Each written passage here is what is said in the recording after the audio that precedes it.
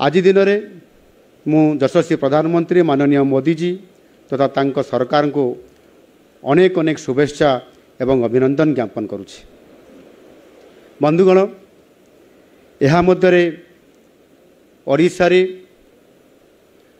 आम सरकार गठन करिवार 1 वर्ष पूरण हेबा पय जाउछि। आउ मात्र बाकी अछि 2 दिन पर लोकंकर सरकार बा ओडिशा रे प्रतिष्ठित होइतिबा भारतीय जनता पार्टी नेतृत्व रे बहुमत रे आसीतिबा सरकार ताहा पूरण हेबा पय जाउछि।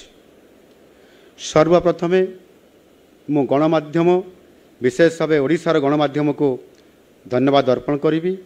गत 1 वर्ष मध्य आपण माने सरकारंकर कार्यक्रम रूपरेख सफलता एवं विभिन्न समस्या इत्यादि लोकं को जनइबारे जो गुरुत्वपूर्ण भूमिका नहीं एवं आवश्यक हेले गठनमूलक समालोचना माध्यम भी हेउ सकारात्मक मतामत द्वारा आम सरकार को चलचंचल कर रखिबारे आपण मानकर भूमिका निश्चित भाव में उल्लेखयोग्य।